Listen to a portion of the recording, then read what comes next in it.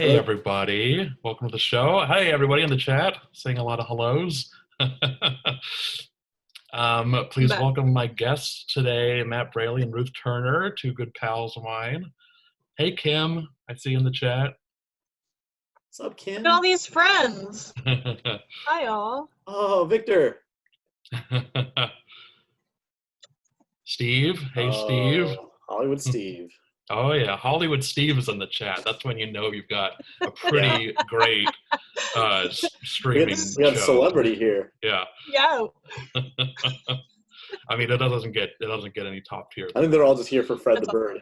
Yeah. Oh yeah. Yeah. No, everyone's here because of this guy. Ruth has Fred. He's crashing the party, guys. And Ruth, how old is Fred? He's 28, and he'll be 29 in October. That's amazing. And so you've it known really him. Is. You've known him almost your whole life. Yeah. Oh yeah. Yeah. And he's still. Fred. Yeah, you've didn't Fred used to change your diapers? He when you were a baby? Yeah, he did. We go way back. That's how long you've known Fred? Yeah, I can't believe both of us are still alive. Someone in the chat says, wow. Someone in the chat, Veronica, when a bird is older than you, that's crazy. Yeah. Yeah, it's almost like the show. Yeah, he's got years on you whippersnappers. We're talking today about working in the animation industry during something unexpected like a global pandemic, and how different it is to, say, just working normally, like, you know, amongst coworkers in a studio environment. Please, Ruth, and then we'll go to Matt. Tell us about your career and how you got started and what you do. Sure. So right now I am working at Nickelodeon. I'm doing color styling on Too Loud, the movie. Oh, Loud House. Oh, sorry, Loud House. Yeah. I always get yours mixed up, Meeks. I did do some color for you for Too Loud, though. I did some props. Yeah, it's true. But the Loud House movie, right? Sorry, the Loud House movie. Yes, the one with all of the sisters and the one brother. Cool. Yeah, so I'm doing color styling for them. I did not directly go into animation as a career path, even though that's what I wanted. I went to college in Akron, Ohio at Kent State University. I played golf there, and I got an illustration and graphic design degree. And after that, I was working for American Greetings, drawing and designing for greeting cards, specifically cards at the dollar store. So it was fine. It was a job, but so were you mostly studying graphic design, and that's what you wanted to do, or? Well, so it started as I knew I wanted to do artwork for cartoons, for animation. Being from the Midwest, I had no idea how that even worked, and I had no connections. So when I explained to the university counselor that that's what I wanted to do, and she goes, oh, like illustration. I said, yeah, sort of, but for like entertainment. It's like, well, you do this career path. So I just kind of found myself in this world of just, and illustration, it was more like editorial or book illustration or, you know, something commercial along those lines. And, you know, I ended up liking it fine, and I had a great college experience, but I still was just like, where do I get into animation? And so while I was working at American Greetings, I followed artists online, and I started taking online classes with some of the artists that I really, really liked. And I saw that they taught online classes for, I don't know, they're about like 5-week classes, like really short classes. And as I was saving money, I was spending a little bit. And as I would take online classes, I just would email them and talk to them about, you know, hey, what's your advice to getting in the industry, or what's your advice to this, or kind of pick their brain. And I also luckily knew a couple people from high school that lived in California. So I was fortunate enough to, while I was living and working in Ohio, to say, hey, I'm going to be in California this week. Do you want to get coffee? And so I started kind of meeting people out there and just being more of a presence. Great, that's what I did. Yeah. Yep. Yeah. Yeah, before I made the big leap, and tons of life events and just little signs here and there that the universe was like, you gotta jump now or never. So, so I basically took 2 months to say, all right, that's it. I'm doing it. I'm moving in October, and I threw away everything. My apartment basically moved out with this guy and my tarantulas. I also have tarantulas. They will not be on video today. And my computer, and that's about it. And when was your first job Pickle and Peanut? yes, it was. Okay. That was about 9 months after I moved. Before then, I had tons of odds and ends jobs, but Pickle and Peanut was my first industry job. And that's around the time that I met you. So we both worked there at Disney TVA. Yep. And you were prop design on that? Yes, I was doing prop design on Pickle and Peanut, and did that for about a year.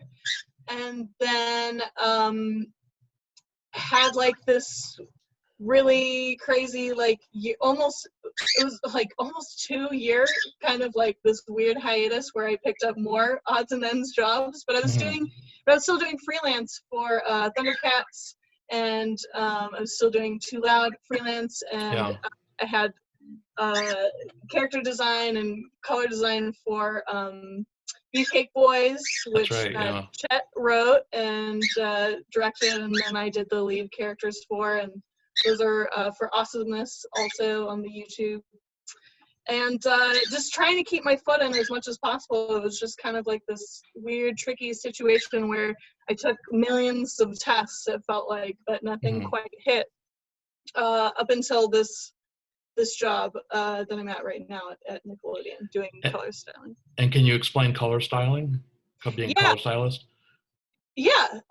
So I take all the characters and props, and I lay them over the backgrounds, and I kind of marry them together. So if there's any special lighting or effects or things that need to be colored that are animated, basically anything that's not the background, that's what I do. Cool. And do you know if the Loud House movie, is that going to be like for TV, or do you know if it's like I don't know if it's anything is theatrical nowadays, but yeah, I'm not sure if they're going to air it actually on the network, but it's going to be on Netflix. Okay. Oh, Netflix, of course. Cool. Because it seems like they have a good deal with Nick. And all the Nicktoons. Okay, awesome. Cool. Matt Braley, a fellow Animatic editor, as I am. Tell us how you got started. Yeah, so my story is, I guess, a little different. So, because Animatics, not art.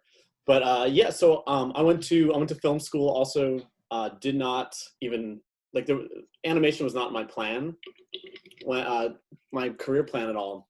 Originally, I was hoping to get into music videos and commercials, I think like most people that come out to LA.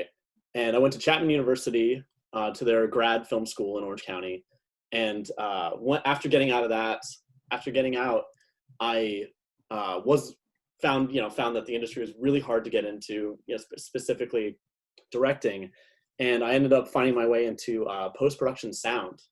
So I did audio. I did audio recording on set, low budget sets, non-union, worked on a lot of garbage. And then I ended up finding my way into the world of Foley sound recording. So I was a Foley artist, and if anyone's interested, we could talk about that. Well, but I was a Foley artist for a while, and then didn't pay too well, especially because it was non-union. And but I also loved editing so much. And Nico had found his way into Titmouse Inc. and called me and let me know, we were talking, and he was letting me know that there's an editing position, and I know Final Cut Pro, and I have a good sense of timing, I should come in and meet everybody. And that's when I went in and I wanted to interview for Randy Cunningham, 9th Grade Ninja. Yeah, that's right. It was great. They the moment they showed me an Animatic, I was hooked. I thought it was just the coolest thing. I'd never heard of this before. And then once I got in and started doing Animatics, it became just like a passion that I didn't realize was there.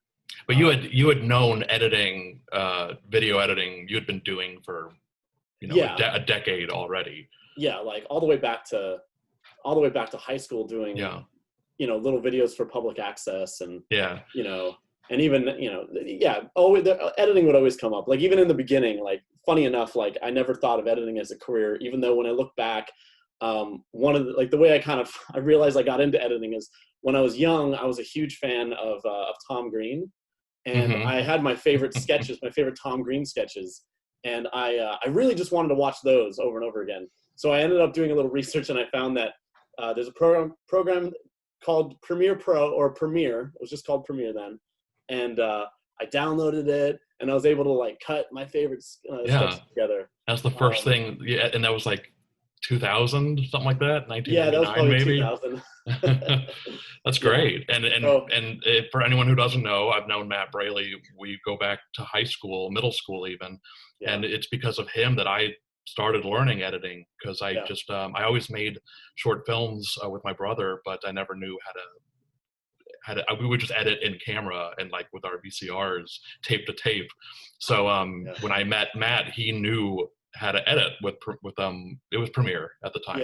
And I think Premiere, we had like Premiere 3, and then the number 4 was called Premiere Pro. Not like anyone cares. So I learned editing through you, which was great. And then well, the funny thing is, like, us coming together like also inspired me to get into entertainment, because I was just like, I was just making like stupid little things at home, like just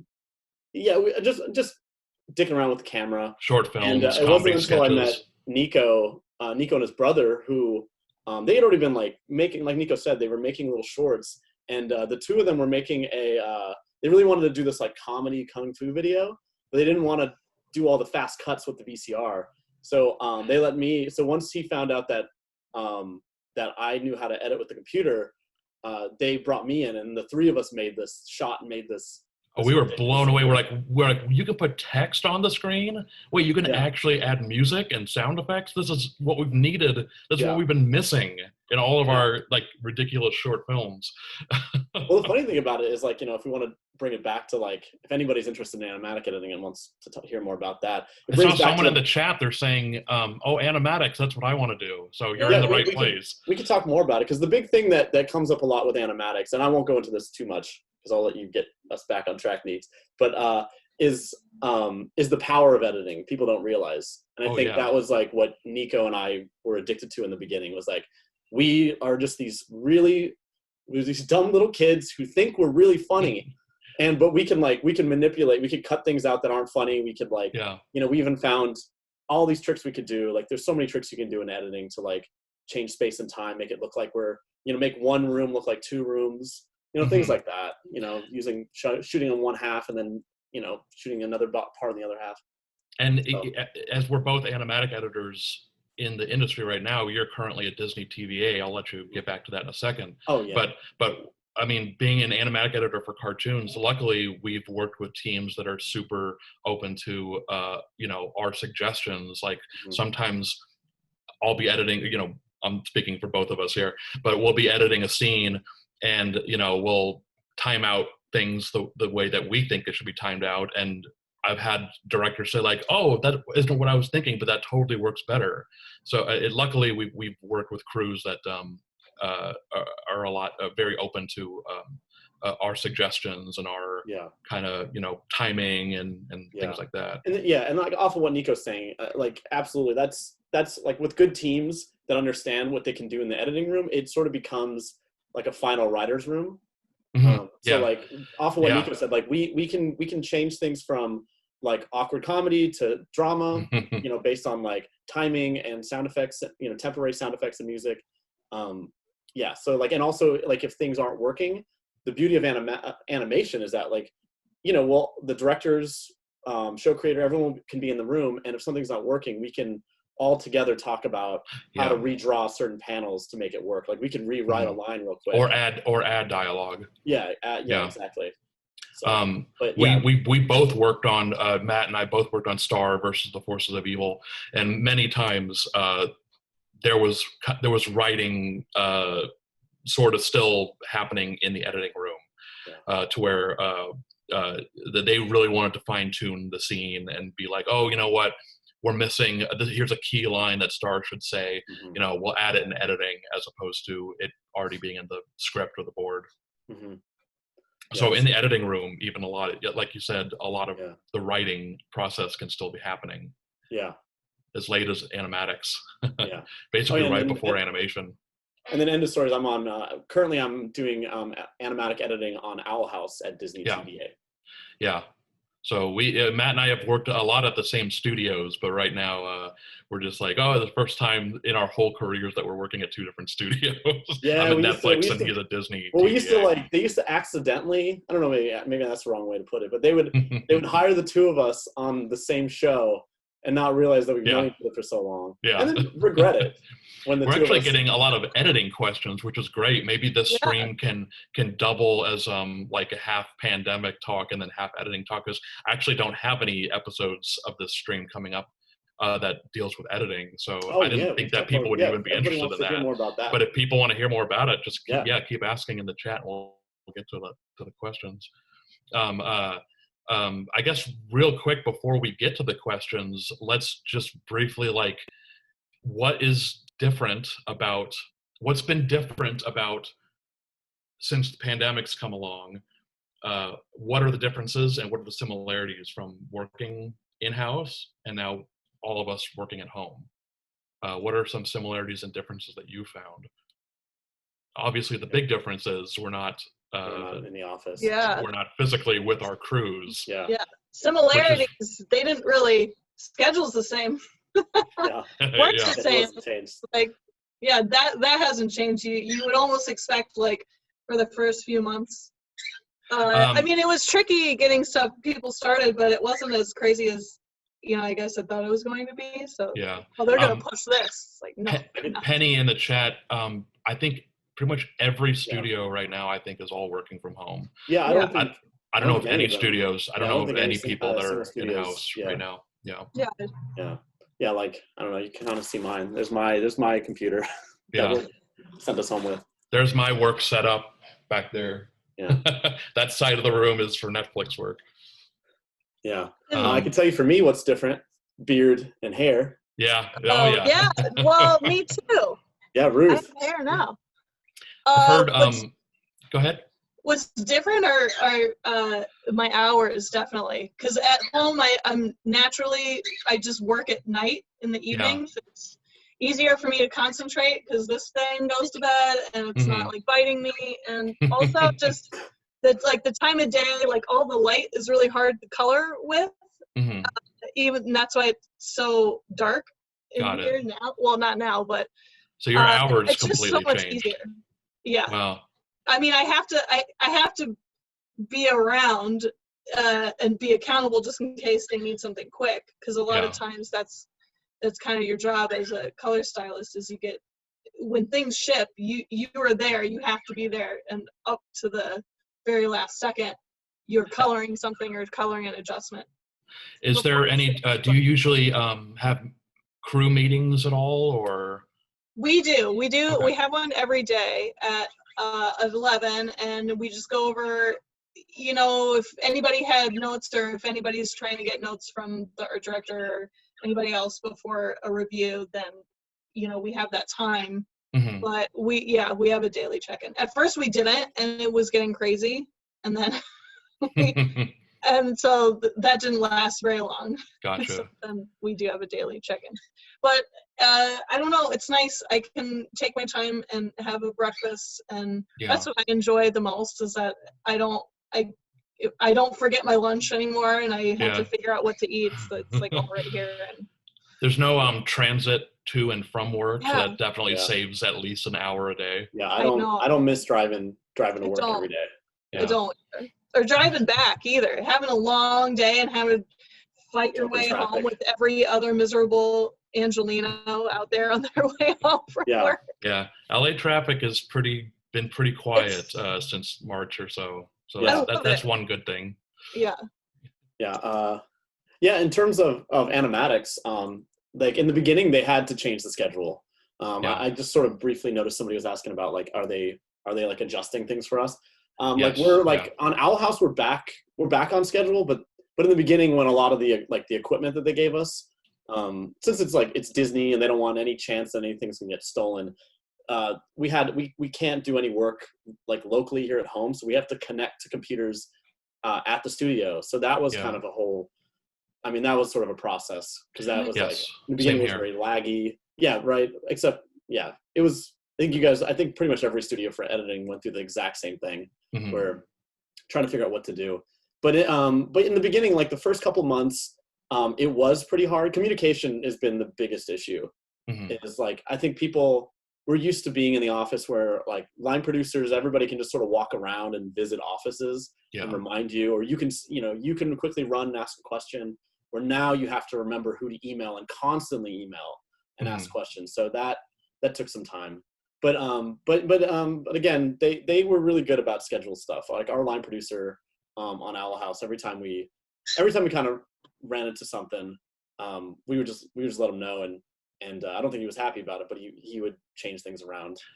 Luckily, everyone, it seems like most studios have been pretty gracious in giving everybody the extra time needed to get home setups set up and things like that. Getting everybody kind of just getting used to the way that life is now. Yeah. Yeah, those IT guys were working overtime. Oh yeah. I don't envy the IT guys. Yeah, they've been great. Yeah. Oh yeah. Yeah. So it hasn't been like everything's on schedule, but at the same time, if you're like, I really need help, Sure. Like, of course, yes. Yeah. And a big part of animatic editing is that usually you have to have the director or the showrunner in the room with you when you're locking or doing notes. So that's been a little bit of a struggle because we all can't physically get together. So we've had to, a lot of what we've had to do is edit over stream, I guess. I don't know how successful, Matt, it's been for you. For me, it hasn't really been. It's a little, because things just, sometimes they get laggy, sometimes the internet goes out. We've been really unsuccessful because we were just doing Zoom and everything was very delayed. So like the audio and video were way off. We just got a new system. That's the thing that's also, that they're doing that's great. And it sounds like all the studios are doing this, but like every couple of weeks they try out new equipment that slowly improves things more and more. Like in terms of like editing, like I just noticed somebody was saying VPN. The VPN gave so much lag for editing. Yeah. I was going to throw this computer out the window. Like I was just going to quit and I was done. But they found a way. Like we're now, they upgraded our system. They upgraded it. So now instead of screen sharing our Macs, that we're screen sharing these PCs. I think Nico, you doing the same thing. Same thing. Yeah. So we're screen sharing these PCs, and somehow that the software we're using for the screen share has sped things up. So now it really is like being in the office. Yeah. So every couple of weeks something new comes up. But yeah, we have a new thing we're going to try for doing like in-person editing. But at the moment, on Owl House, I'm just getting emailed notes, which I think has been a big challenge for all the directors, because even when coming in and talking to me. Yeah, even when streaming editing sessions is at its very worst, we can at least always just export a quick time of the episode, and the directors and showrunners will just write their notes, which I really prefer anyway. But so yeah, even it's never gotten to the point where we just can't edit, thankfully. And I will also say, on a positive note, there's other positive stuff in there, I guess. But the best thing is that downtime is pretty awesome when at home. Because at work, you're just sitting around waiting. True. You might get something in a few hours. Or you're at home, like you could go play a video game a little bit, And just keep your email on. Yeah. There's definitely points during work for any position, I think. Maybe not board artists, but there's definitely points where it's like you might not have anything to do for a couple hours, so you're kind of just, hanging around. And hands optional. Yeah. Always. So at least hanging around during work from home, you're at home. Yeah. How do you feel? I've been seeing people online, and especially Twitter, saying like even though we're all working from home, still do your best to have a schedule so you don't, feel like you could really get cabin fever badly, or, just to help you stay motivated. Just still wake up at a certain time and take a shower and, stop work by 6. Do you feel like you've listened to that at all, or? I try. Yeah. But I'm not, I don't know. The only way I can keep a schedule is if I have to be somewhere and someone else is holding me accountable to have that schedule. If I make one for myself, it lasts for about like a couple weeks, and then something will come up, not a bad thing or a good thing, but it'll just break that rhythm, and then all of a sudden it's like, nope, there it goes. It goes good. And I've had multiple ways to keep a schedule. It's just, I don't know. I'm not, like, I don't really make a lot of lists. I don't make a lot of schedules, and it's been hard. It gets really hard. Like some days, like I'll be really busy or I'll be really into work and I won't leave the house, or like and then 3 days later it's like, oh my gosh, I haven't even left the house. And so I just need, one thing to keep me on track, and I haven't quite found it yet, because I don't need to leave the house for anything besides get food. But even then, you don't need to leave the house. Schedules are really tough, and it's a struggle for me. But that doesn't mean I'm not unmotivated. It's just like I just do a bunch of different stuff here. Like I have instruments, I have whatever else. I have bird, I have sewing, I have this. It's just all kind of like, I don't need to go anywhere and do anything anymore, except for work out. I have been doing that again, but not how it was, not the schedule I had. It's too bad not everybody can have a Fred. Yeah. A Fred the bird. I guarantee you 1 week with this old man, I don't think everybody wants a Fred. Yeah. You regret it. He's instantly. Real work. Yeah, because doesn't he like take some of your money? Does he take money out of your wallet? He steals money from me all the time. I don't have a good credit score. Doesn't he bring back strange birds with him? All the time. Like I look out the window, like I'm looking out the window now, there's just a pigeon just sitting there, just like giving Fred the look. And that's why he's like screaming. He's just waiting for me to leave. He's a scoundrel. If you guys, if you want to jump into questions and answers. I was going to say one quick questions. Go ahead. One quick last thing. Yeah. I'm just like Ruth. I was constantly reading that you need to keep a schedule, like take a shower in the morning like you usually do, if that's what you did before you got in a car. That kind of whole thing. I tried it for like a few days. Definitely was not working for me either. And I will say, the one thing that keeps me sane is kind of like definitely off of what Ruth said, is make sure to talk to friends. Make sure you have people, like at least schedule time to talk to people. Yeah. Like I've been I have like a regular video game night where I do video games with a few people from work.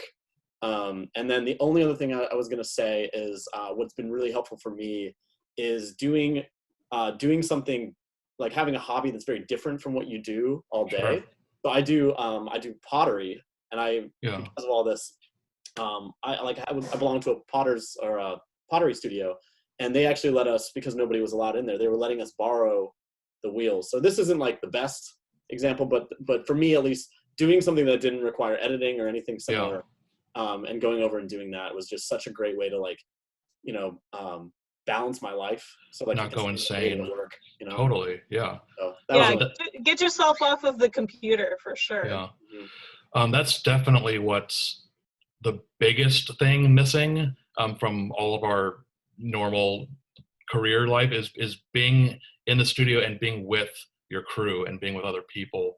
I really miss any project I think needs that human connection to where Disney does all kinds of social stuff, Nickelodeon especially does all kinds of social stuff, Netflix too, and it's just like all that's gone at the moment, and it's kind of a bummer. Disney would Disney's actually been pretty good at doing they did like a Disney trivia night the other That was night, fun. Yeah. which was really cool. That's like a nice thing to do despite the pandemic. But just miss working with people. Yeah. Yeah, I do too. I miss the goofing off. Mm-hmm. Yeah. You know, there's not any of that if you don't have a roommate. And that's the other thing is I live alone too, so I don't. Mm-hmm. Same here. Yeah, same here. no goofing off. I miss lunches with the crew lunches, and yeah, that's why you gotta like do like video chat with people, like because the first 2 weeks, I think maybe the first 2 or 3 weeks, I was miserable because it went from like I'm never home to now I'm stuck in my home. Yeah. Yeah, like, the first 2 weeks I hated being here all the time. I couldn't stand it. But then now I can't.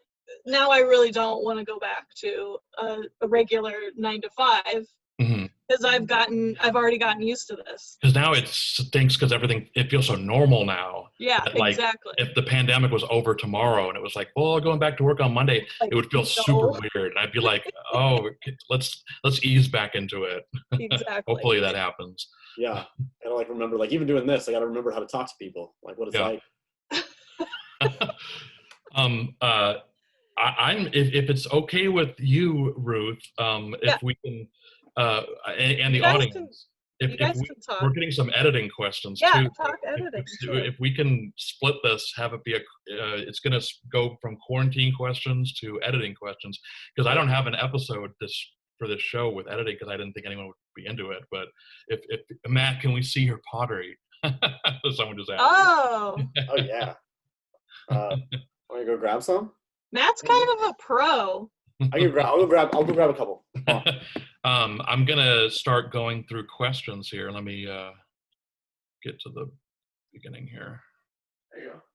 Getting a nice list. This is just some get a nice mug. Making like like this, check like that bowls. That's what I could get quickly.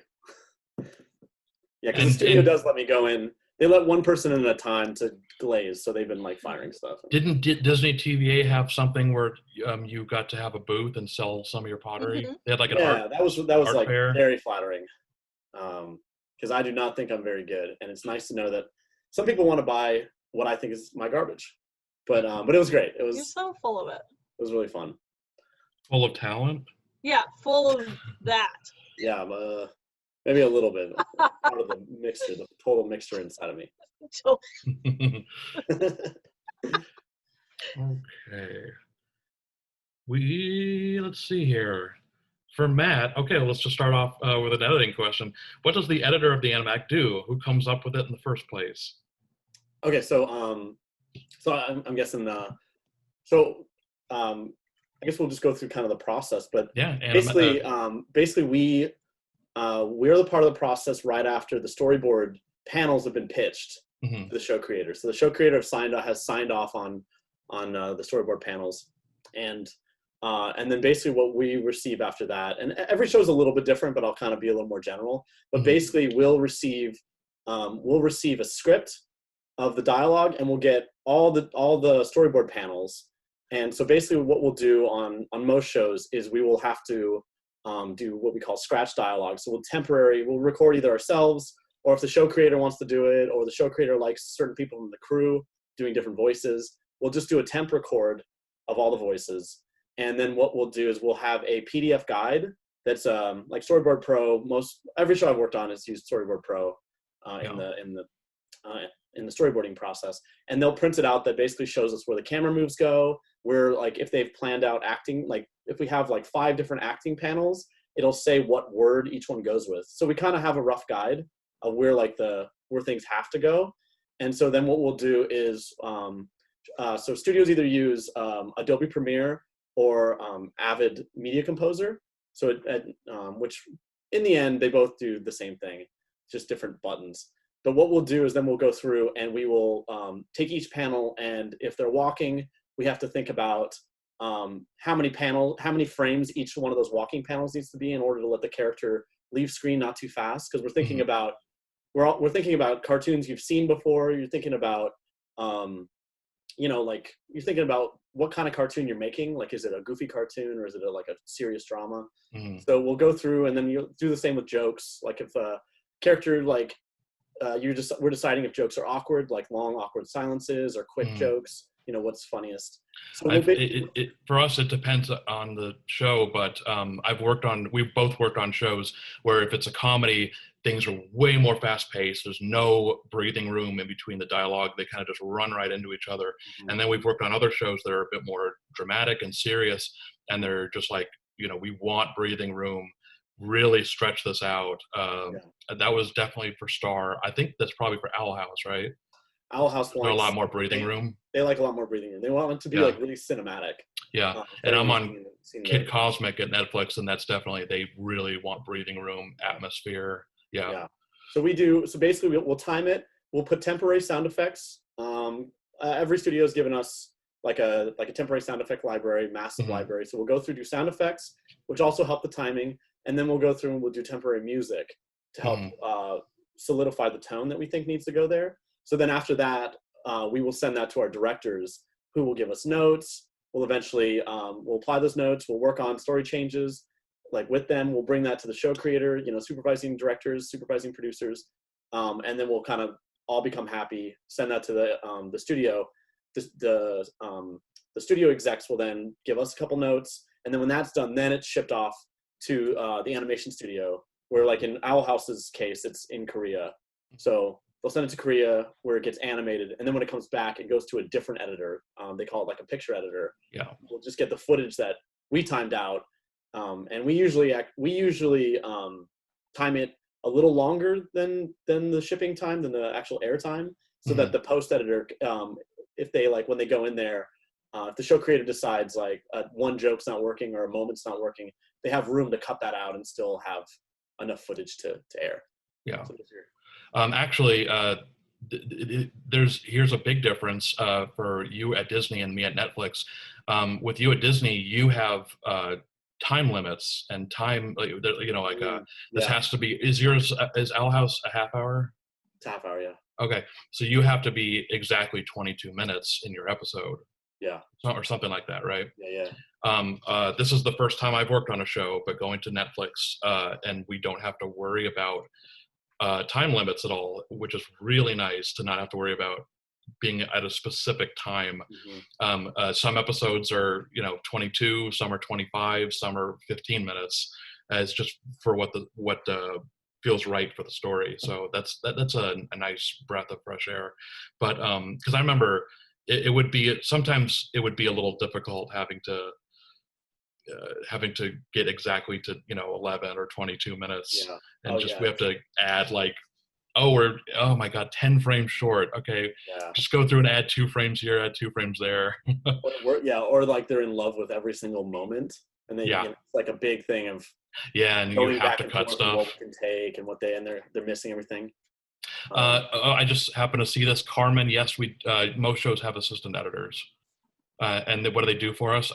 Usually, sometimes an assistant editor will build the episode, and the animatic editor just handles the timing and the director notes. But most of the time, an assistant editor will kind of do they'll do exports, scene numbering. They'll just help pick up slack if the animatic editor is crazy busy. Yeah, and what else does a assistant do?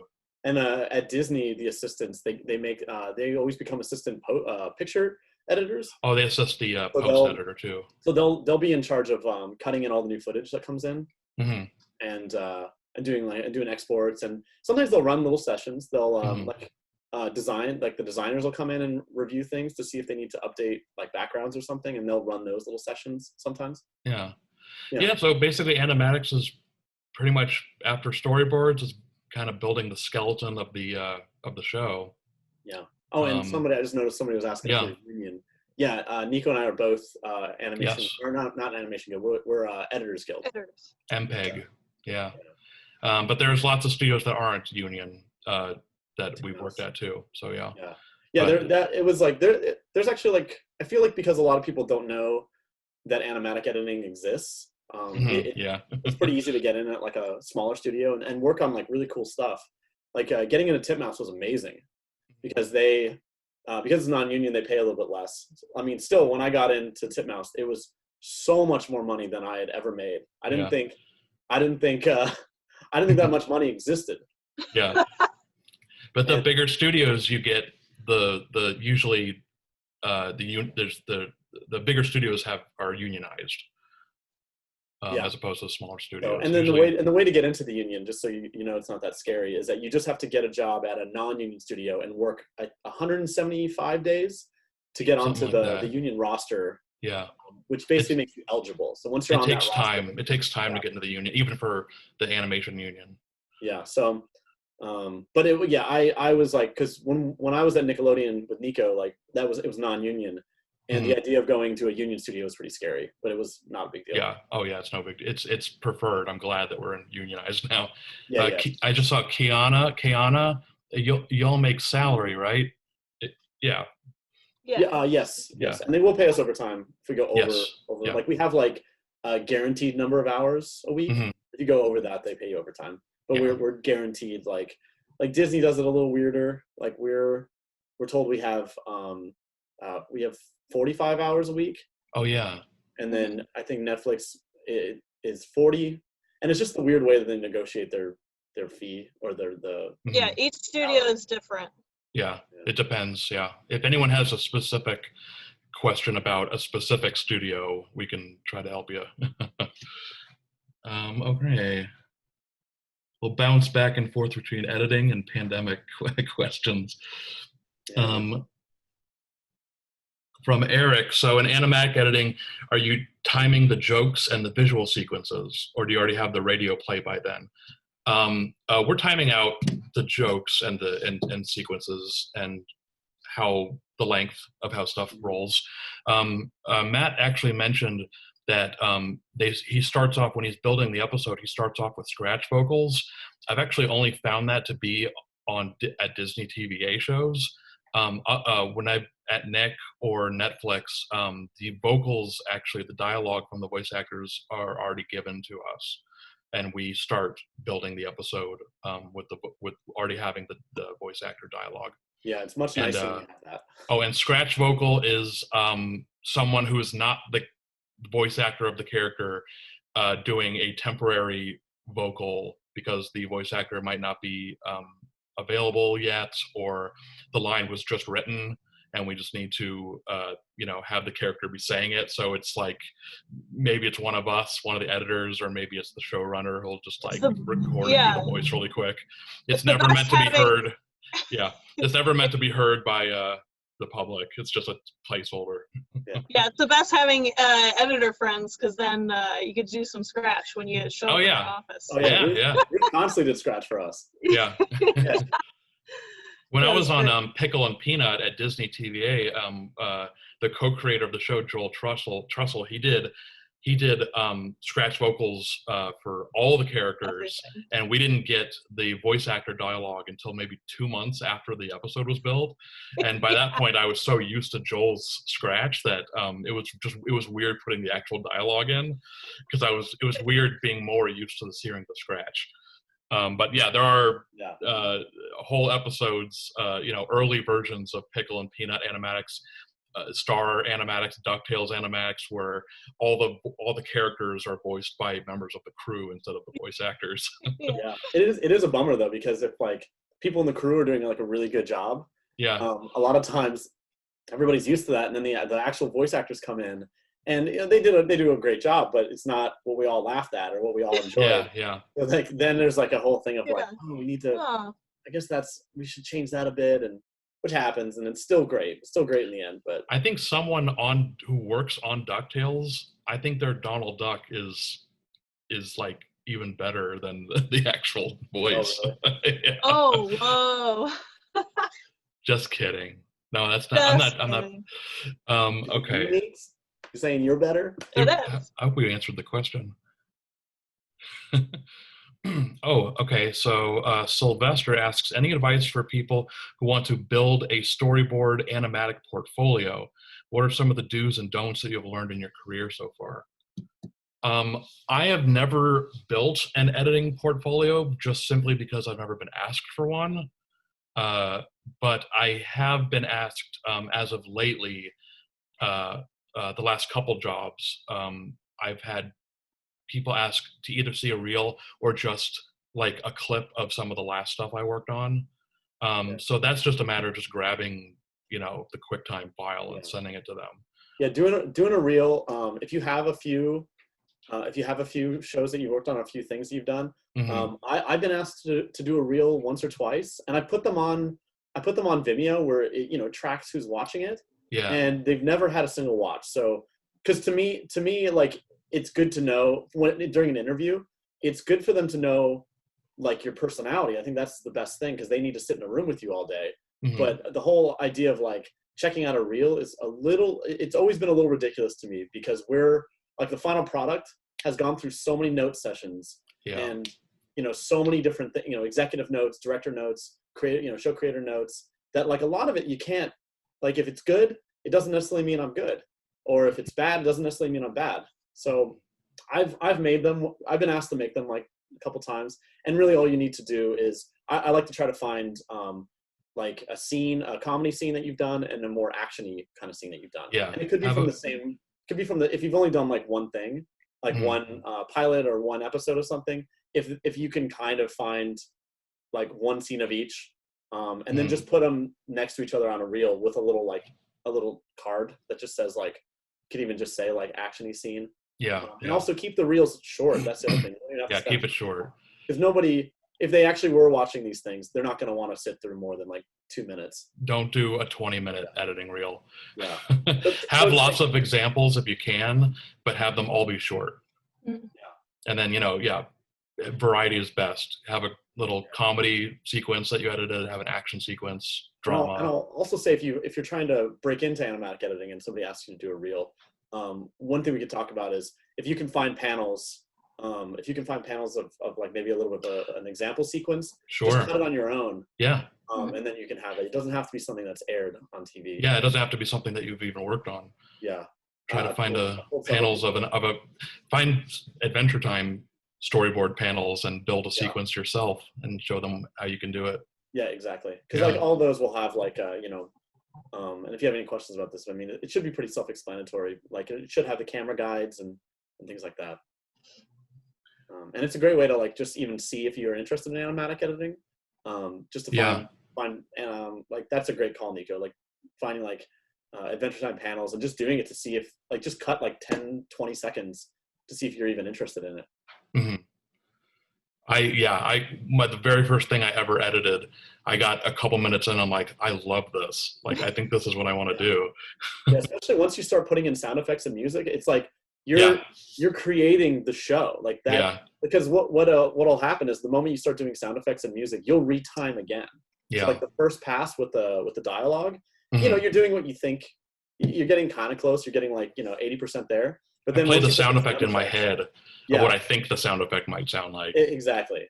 And then when you actually put it in there, sometimes it's funnier to let it I mean, I always say funnier, but sometimes it works well when you let the sound effect ring out, you know, because maybe that's a nicer moment when the character, maybe it's an action show and a character like flies down, slams into the ground, and you want to let that like, after that, like that hit, you want to let that taper off. And so you'll re-edit things, you know, retime, and it'll just get better and better. And it's pretty fun. I'm going to, there's two people asking, and I kind of think that we can hit both of these questions at the same time. One's from Veronica. She asks, any advice for someone who wants to work more than just freelance that's struggling to break through, especially now during a pandemic? And then I just saw someone quickly in the chat asking, can you talk about how job interviews are conducted during the pandemic?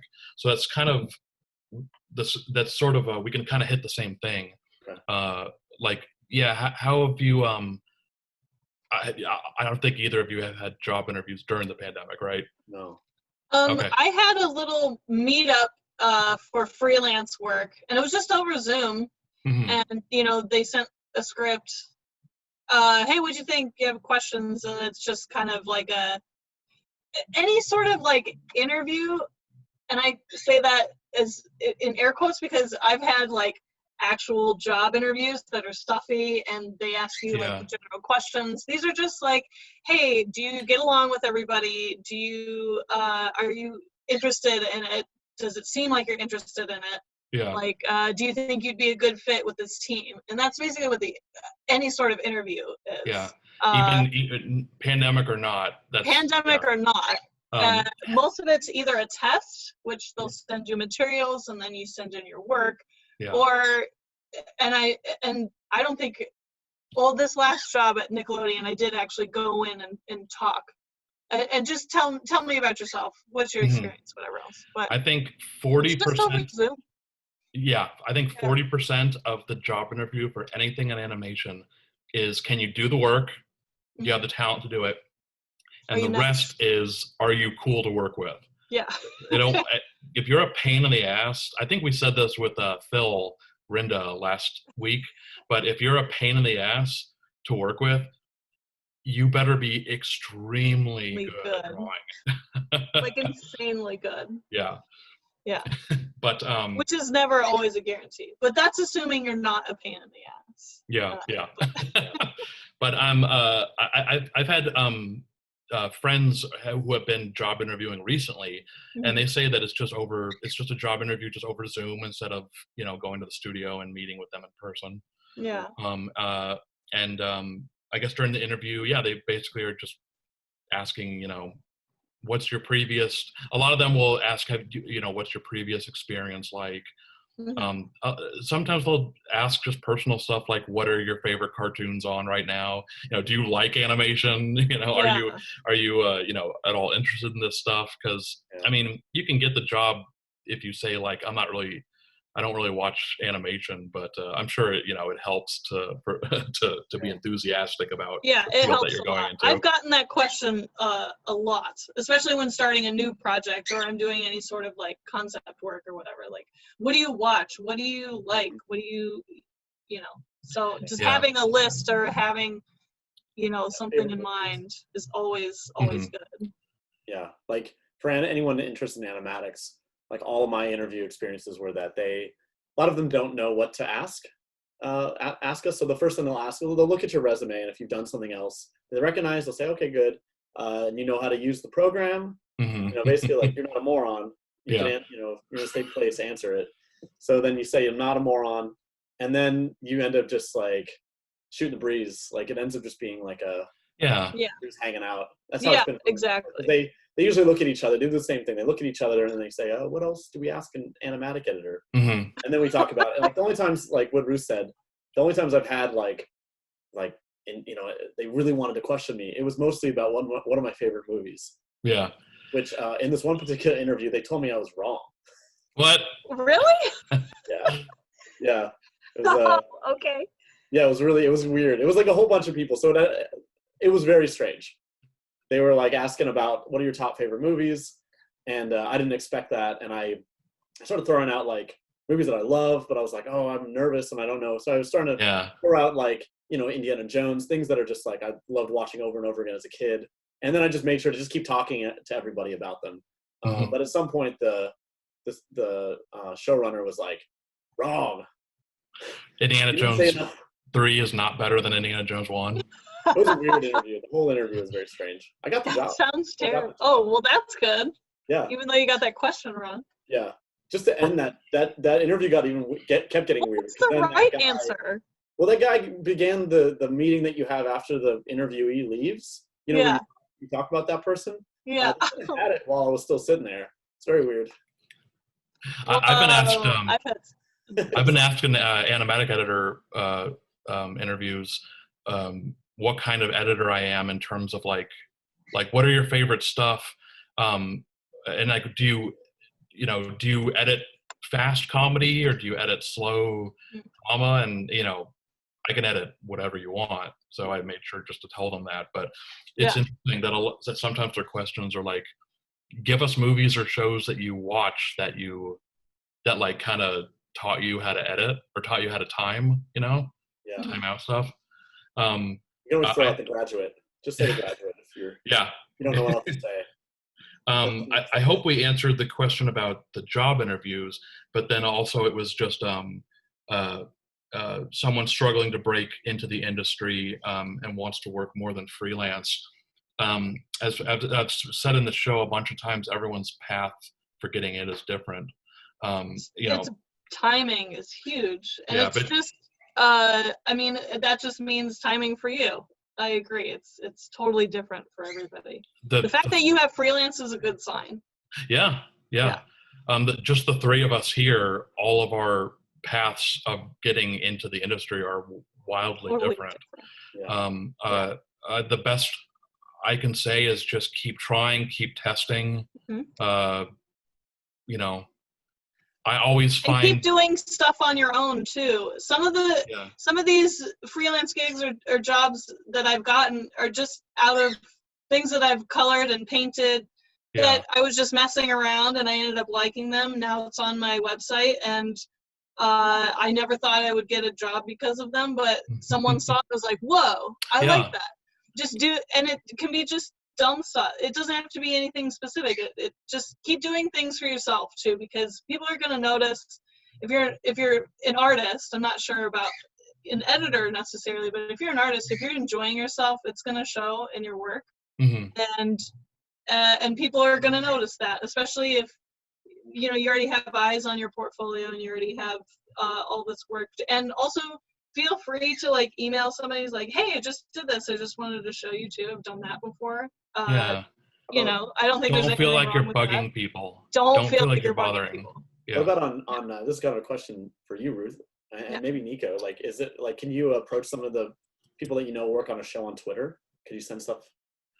Yeah, you can send stuff on Twitter. I've asked about jobs over Twitter DMs, and I'm like, sorry if this is unprofessional to go through Twitter messages, private messages, but hey, you need an editor? Or I've done that, and they're totally cool with it.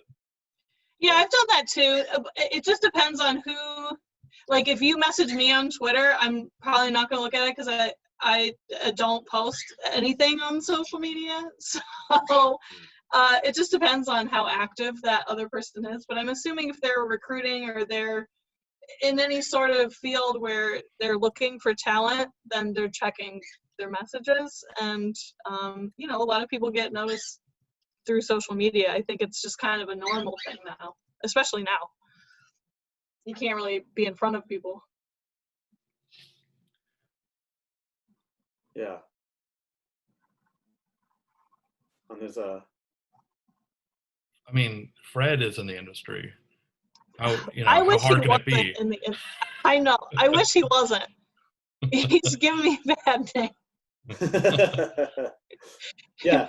Talk about an asshole that still gets a job. We could have had it so easy if not for Fred. I know. I hope we helped Veronica. Keep testing, and I'm not sure exactly what position you're going for, but I'm assuming it's like if you storyboard or character design, just keep testing. And I found I was going to mention briefly, I see job postings on Twitter more than any other place. So I don't know. I see job postings all the time on Twitter, so that's been really helpful. And also, I'm also a member of Women in Animation, and they are okay, great. They send out a weekly email of job openings and job listings. Usually, they're sending it before the public has seen the job listings. So just for that alone, being a member of Women in Animation is worth it.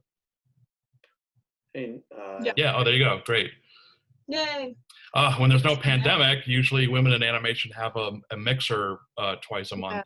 One on the west side of LA. Events and mixers and talks, and I went to those almost every single month. Yeah, the Women in Animation mixers are a great place to meet and network. Yeah, really good. Yeah, it is rough. It is rough. You don't have to be a woman to be in. Yeah, you don't have to be a woman, Eric. You can totally join. Yeah, Nico and I are in there. Yeah. And you get to there's screenings. We got to the last few Disney movies or Women in Animation have private screenings at the Disney Studios in Burbank.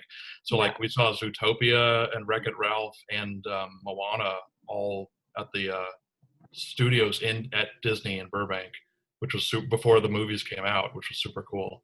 So it's a great organization. It's really, really great when there's no pandemic. Yeah. You get to actually go to places in person. All right. I'm not sure if we've answered this. From Sylvester, how do you keep productive and manage time to get things done when you're working from home? I just make sure to just because your director and the showrunner will give you, a schedule, and I think working from home, it doesn't really matter what hours you work, as long as I just make sure just to have it done by the time the deadline hits. Yeah. You'll find yourself, you'll be motivated to work when your job is at stake and Yeah. your pay That's is the at stake. biggest thing. Yeah. I get a lot of questions saying, like, how do you keep motivated when you're working? I'm like, trust me, when you have the job, you'll make sure to do it, because there's so much. And being motivated on my own stuff, it's just, well, you have an end date, or you have something coming up. You're like, I mean, I guess the other thing is being motivated on my own stuff. I enjoy what I do. This is what I want to be doing professionally. And if you need like this huge, I mean, take breaks, obviously, but if you need this huge kick in the butt to do your own work, then, Maybe think how about motivated are you to really like keep at it? This is a really tough thing to do. Yeah. So maybe it's not the position for you if you're finding it's hard to get motivated. Yeah, that too. And I will say, as another tool that I've been doing recently, is that like every so often, I will say, to not counter all that, but like every so often I get an episode that I'm not gelling with, and it's fine. I'll get through it. But what I'll do is I'll set like a timer for like 30 minutes, and I'll just say, like, I gotta work as much as I can for 30 minutes. Yeah. And then I'll walk, either go outside and take a walk, or I don't know, go make a snack or do something else. Yeah. And then I'll come back and do another half hour, and sometimes if I'm like, that half hour will just get me back into the zone, and then I'll just, Yeah, I give myself pep talks too. It's like, okay, from this hour to this hour, sit your butt down. You've been moving around all day. Just do something. And by the time I force myself to get into it, then I'm working again. Yeah. But I definitely I definitely have those pep talks too. Ruth, you should make pep talk videos that you send to people. But actually, I could use Ruth yelling at me. Get my butt back in that chair. Sit down. You have opened up the fridge like 6 times in the past 10 minutes. There's nothing else in there. Just go. Yeah, go be a big boy. I'll send out some pep talk. At least to me, Ruth. Yeah. I'll send you an SMS if the 30-minute timer doesn't work. Oh yeah. I'm not being a big boy. I've had some times working on it doesn't, not a specific show, it's happened on every show, where sometimes when I'm doing sound effects, like I can't sit down for more than 10 minutes, like I do sound effects for 10 minutes, and then like I just find myself getting up for 5 minutes and then doing another 10 minutes.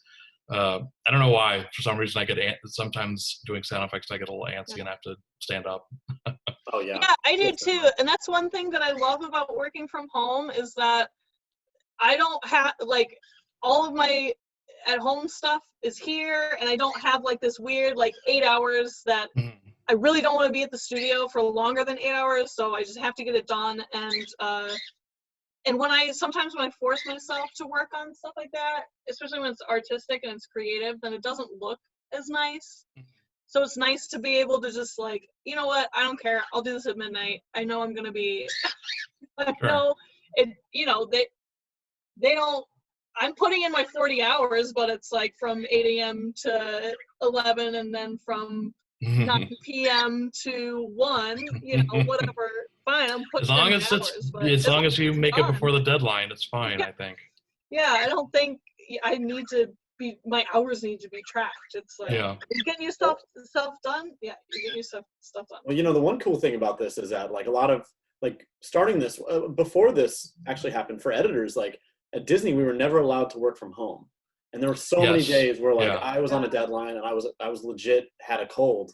I was like, I wish we could work from home. And they said, no, we can't trust you. You know, we can't trust people at home. Like, but now, you know, we have on Owl House, we have weekly check-ins with the production staff. And they've been saying that, like, we are like full steam ahead. Like, like we're in the studio. So like every department is turning everything in on time. And imagine that, trusting your employees. I mean, that's the one thing about the corporate work world that I just really could not stand, is the whole, like, we don't trust you to do work when we can't look over. It doesn't make any sense. Like, it's probably, there's downsides to it, because we kind of talked about how your hours are now sliding. So like, and like for me, I have this, like, the guilt is in, you know, my work guilt is here at home with me. So like, if I'm in the kitchen just over there, like, you know, it whispers to me like, hey, you're not done. Hey, you jerk, you're not done. Leave. It's nice to, like you said, Ruth, like, it's like, I don't want to be in the office for more than 8 hours. So like, I'm going to work really hard to get all my stuff done so I can leave. But now it's like, oh, the monster's home with me. The monster's home with you. And on that note, it's also been really hard to motivate myself on my own work, because now I'm sitting at the same desk in the same spot in the same time. You know, say I have a busy day at work. Well, and I still want to do my own stuff at night. It's super important for me to go and just take a few hours out of my day and not sit here, because then after I'm done with work, I'm not going to be motivated to sit at my desk for another 3 hours to do something on my own. And that was really hard to get used to. It's like, well, this used to be the fun station.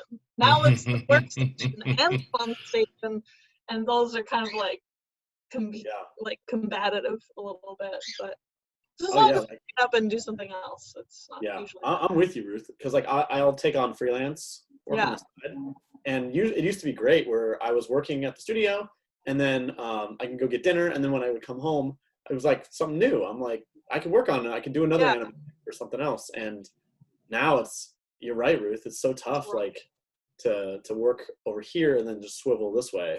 Yeah, exactly. I think this can go, not even for just animation industry, but any work. I always see people say, you know, don't have your workstation be in your bedroom or wherever, you know, you sleep. Keep it a different room, which is just, it's cliche, but it's just true that, you know, you're going to have trouble sleeping. If I used to have my workstation as part of my bedroom, and it was just, I had trouble sleeping at night, because you're just thinking about, oh, the computer's right there. I could be, you roll off of your bed and There's like psychology to that. Like, you have to have your bedroom, if you can. Your bed needs to be like for sleeping only. So I guess like deep down in your, you know, in your head, when you're there, you just sleep. So your brain knows to do that, not like getting confused. Like, wait, am I working? Am I, you know, I don't know. Like, you know, am I doing anything else? I want to make sure we don't stick on one question too long, because we got a lot of questions coming in. From Camilla, this is along the lines of what we were talking about, but how do you keep the team motivated? And I want to ask both of you, but have you been, since the pandemic started, how have each of your respective studios been keeping the morale and the team kind of, you know, positive and motivated? Nick has done a lot of, they've still kept up with like their like smaller events, like, you know, say they would have, like I signed up for a t-shirt tie-dye event. And so they mail you something and everybody gets on video chat and you all do it together. So they've had a bunch of stuff like that, which is really nice. This is the first time I've done it, you know. And then also like whole entire like Viacom company wide, they'll have like a DJ, they'll like hire a DJ and they'll have like happy hours where you can like log on Facebook Live and watch the DJ and get in the chat, which is pretty fun. You know, it's not quite like a big party, but it's still nice. And like, and our team specifically, you know, I'm very lucky that our producer is always like, hey, how you doing? everything okay? You need, here's like 0 to 10, like 0 is really bad and 10 is like doing great. Just let me know where on the gauge you are, and you can feel free to take some time for yourself, because in the beginning everyone was just really struggling. Yeah. Just really struggling. And so there were a couple days where I'm like, I'm at a 4 and I'm going to work a half day. She's like, don't worry about it. You know, not without That's even great. having to take time off. And I think the daily check-ins help, even though we're talking about work. Sometimes we get to chat a little bit, but Nick has made sure that people are always there to answer questions, or, you know, they're doing free therapy and counseling if you need it. Same with Netflix. Yeah. They're offering therapists to people. Which is amazing. I haven't used it yet, but just the fact that it's there if I really need it, then that's great. Yeah. How's Disney been? Yeah, Disney, I mean, even, you know, before the pandemic, they never did too many events. But they've been trying a bunch of cool stuff. Like we have Monday check-ins, which, like Ruth said, it's nice to just, even though we don't have much, we just talk about work stuff. It's kind of nice to see everybody. Yeah. They've done, like Nico said, they were trying to start up like a trivia, like a weekly. I love that. I got invited to it. I'm not at Disney, but Matt luckily invited me, and it was just Disney trivia night. It was super fun. It was over Zoom. And they hired a professional trivia guy. Yeah. All the questions, Disney themed.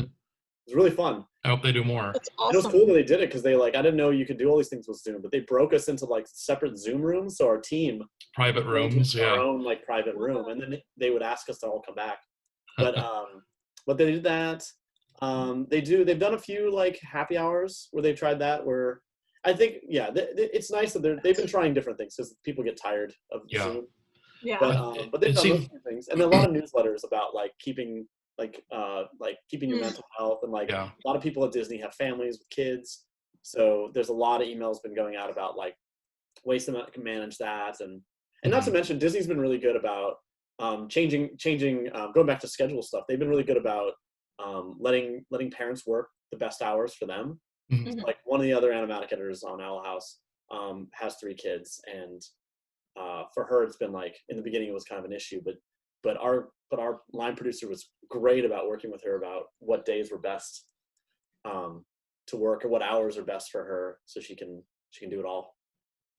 That's great. And same with Netflix. It seems like across the board, every animation studio I know and have friends who work there, it seems like all studios are just being super supportive and really, you know, there for everybody. And, you know, if anyone has any, you know, needs a mental health day, or, you know, even multiple mental health days, they're very open to, you know, giving us what we need.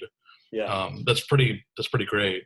It's really nice. Not every, you know, that's another job and industry can do that. Well, that's another reason I mean, animation's always been just full of kind people. Yeah. Like, that's another reason that, like, when I was in post-production sound, I knew I didn't want to do that for a living, and everywhere I went, like if I was on set, I would just try to network with people, just try to figure out what other departments were doing, and they would always get really paranoid that I was trying to take their job.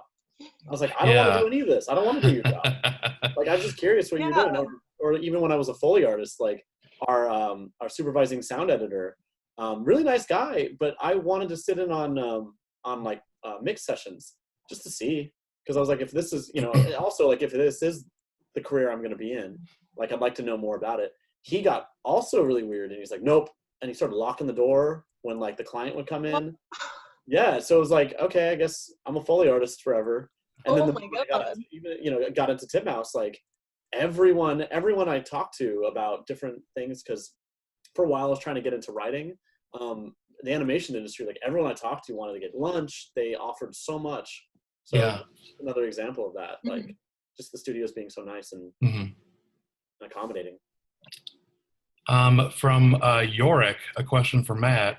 I'm an animation student who always focuses on character design and storyboard in the past. I'm not very familiar about post-production of animation. Can you explain more about the responsibility of editing? In my understanding, all of the rhythm and camera angles are decided in the storyboard part.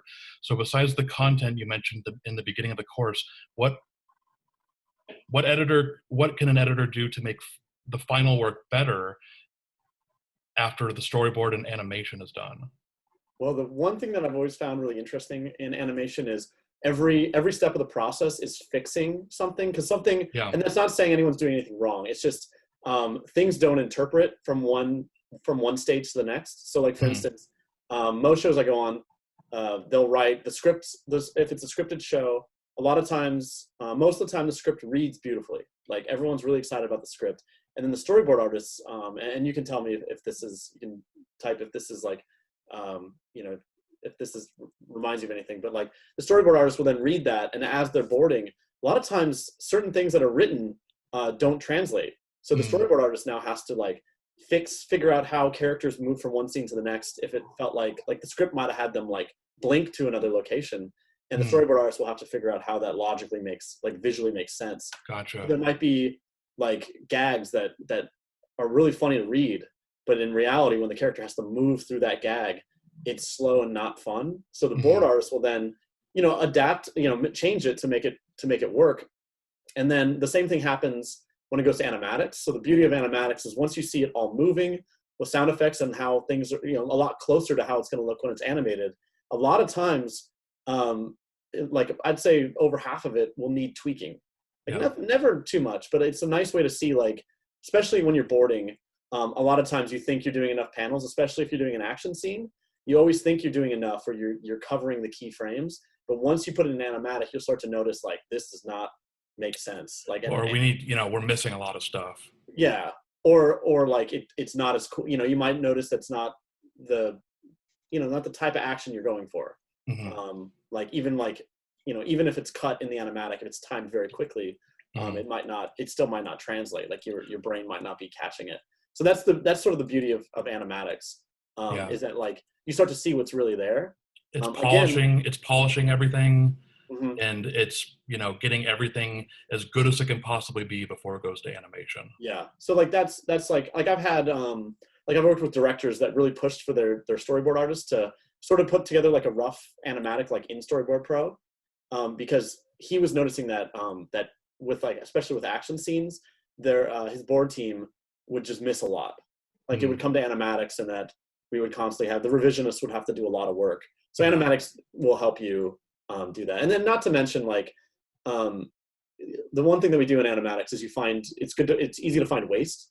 So sometimes if you're doing if you're storyboarding a script and the script has a lot of dialogue, and in the script it felt like you needed that, in the animatic you'll watch it and you'll see repetitive moments. The character doing the same thing several times, and in the animatic we can easily cut that. Not to mention we can even combine scenes. We can do a lot in animatics where you don't necessarily have to go back and redraw anything. Like sometimes the shots are there, we just need to cut out the middle shot, and it actually works just fine cutting from this character to suddenly over here a close-up of a different character, and we've lost 10 seconds of dialogue that was just a waste. That's a great point. You find out that sometimes you don't even need as much as you thought you needed. And like you can just cut out a whole middle shot, and it makes it even better. And sometimes we do come up with little Easter eggs. I think they'll come up with them. I just noticed that real quick. Oh yeah. Who comes up with the Easter eggs and references in the backgrounds of TV shows? I'll hide fart sounds in a lot of shows. I'd say until later. If we had to, they don't find them at all. I put some in my props and stuff. Ruth's the one who does it, is to answer that question. I think it's like all the shows, draws in little inappropriate drawings everywhere. I put Fred into Pickle and Peanut a couple times. Did it say? Yeah, it did. Yeah, I think the main, if it had to be a single person like who does Easter eggs, probably the storyboard artist. But I've seen Ruth, prop design. I've seen prop designers sneak in stuff. Even in editing, sometimes the director or the showrunner will be like, "Oh, like let's." They'll think of something right before it goes to animation that we can. Well, like on Owl House, like Dana Terrace, the showrunner, she's thinking about them in the beginning. Yeah. And it's stuff that I don't even catch. Like I go to that fan wiki sometimes just to see like comments on shows I've worked on, And there's like tons of people finding these things. I go talk to Dana and she'll always say, oh, yeah. Oh, they noticed. Yeah. Cool. So hopefully that answers that question about what Animatics can do. I think editing can make it or break it, but I'm biased because I'm an editor. Yeah. But yeah, I don't know. You could pick all the worst takes and make the voice actor seem like the worst voice actor in the world. Yeah. You Well, know, that's the other thing is they could be really good, but you Yeah. pick all the worst takes, and oh yeah, get fired. you have a lot of power as an editor. That's what I'm saying. Yeah. If you have to take a sick day at work, is there a lot of work to catch up on when you get back? Or do they extend deadlines or lighten the amount of work you have to do? It just depends on the week. But say I took a sick day today, yeah, I'd probably have a lot to do. Mhm. But luckily, since we've all been working from home, we did hire on another color stylist to help out, which helps out immensely because the rest from here on out, the workload is big.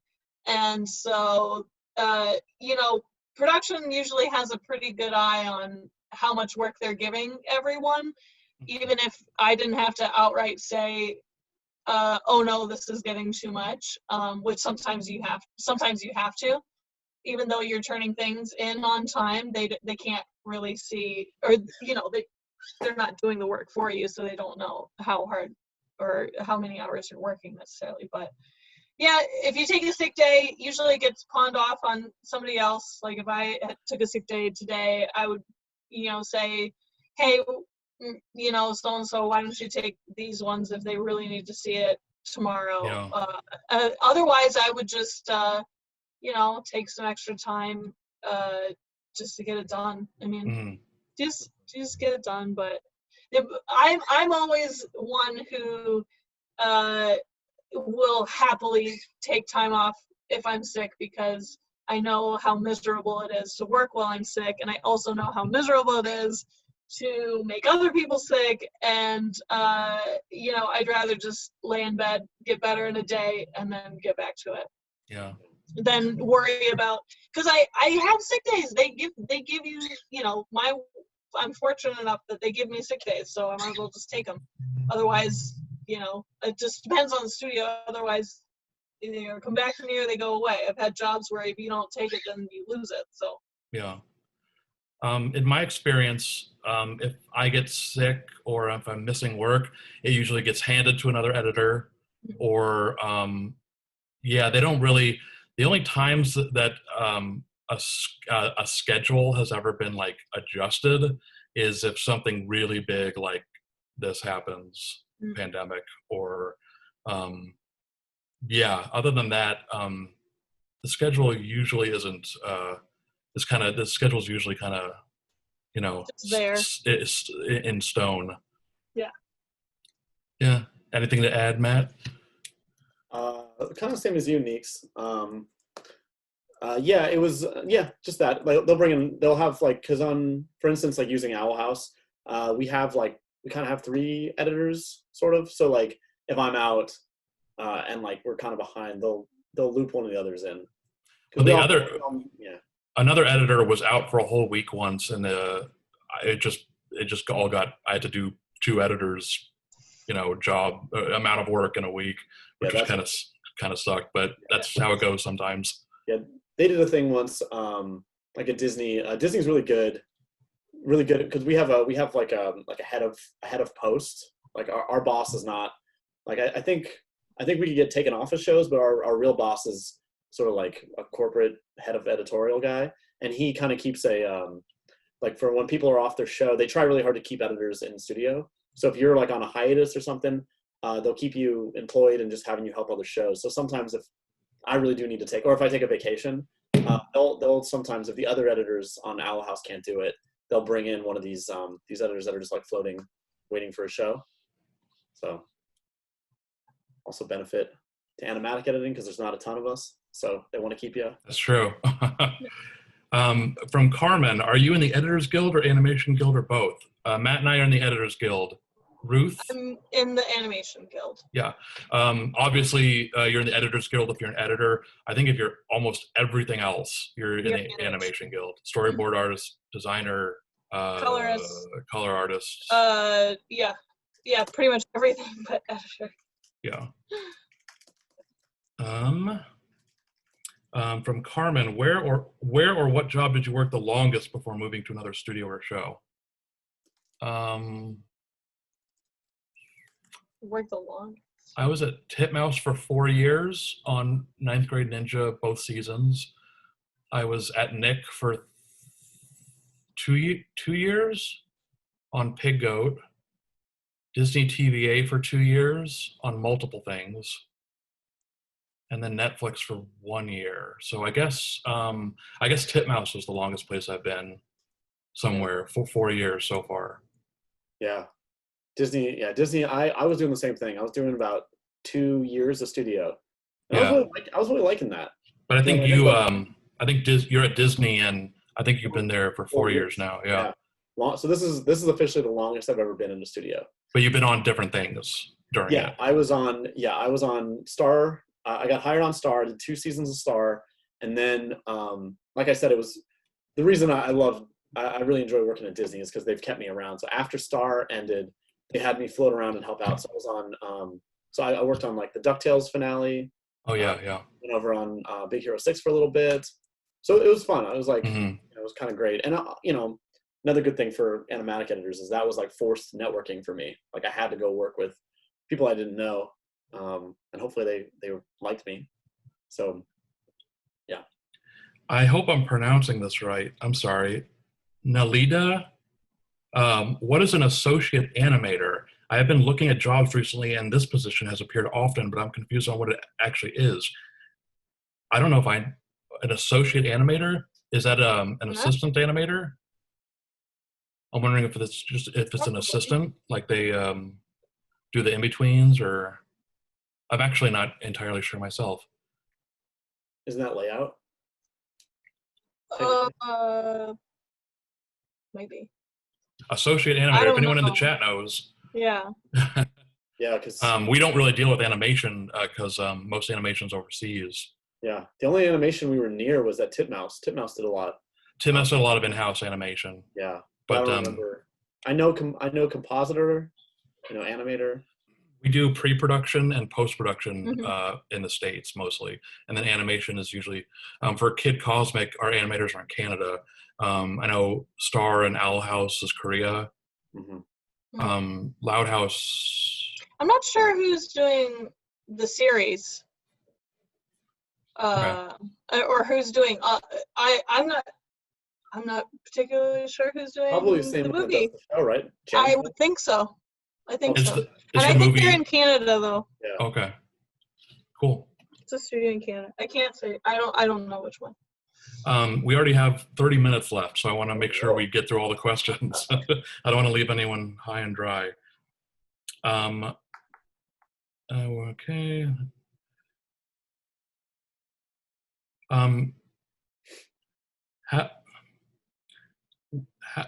Weird question, but how does your company, hang on, let me just read this. Oh, how does your company know that you're actually working those extra hours now that you're at home? I mean, I think, yeah, I think when you have the finished work and you turn it in by the deadline, they can see that you've been working on it. Yeah. I think in most places, the rule of thumb is if you get your work done, then you're fine. It's fine, yeah. Yeah. They're not I don't think there's like a studio where someone comes in and checks on you every single day asking, did you get this amount of work done? Did you get up to at least scene 8? Or, Especially after you've worked on it, like an episode or two. Nobody, they know. Nobody checks that much. It's just, as long as you're done by your deadline, you're fine. Yeah. I've had jobs where they check on you and make sure you're really? Well, they're not animation jobs, obviously. Yeah. Oh, yeah. But I've had jobs where they will check on you and make sure you're sitting at your desk. And if you're not at your desk, then you're not working. And it's just that kind of idea. So I've never encountered that in animation, and I have heard people have where productions are a little bit more like you need to be here kind of thing, but I've never worked one because everyone got their stuff done, and it wasn't, and that's just kind of what it. A lot of the time, an editor's deadline is like, you know, a couple of weeks. So there's been points where I don't see anyone for 2 weeks because, you know, they don't need to check on me. And then, you know, my deadline's due, and that's the day that I work with the director.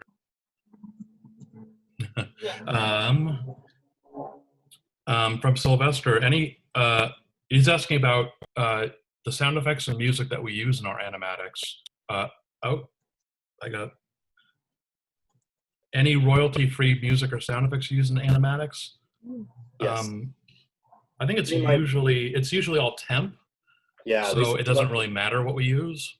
Yeah, that's the beauty of it. So like, yeah, we have freedom. Like a lot of times, like I'll have directors that actually every so often they'll want something specific, and I'll just get it on YouTube. Yeah. And stuff that you recognize. But then after, so once it's animated and the post editor, the picture editor has it, they'll eventually send it to a post-production sound house, and they'll have and they have a composer. So a composer comes in. Every show will have a composer.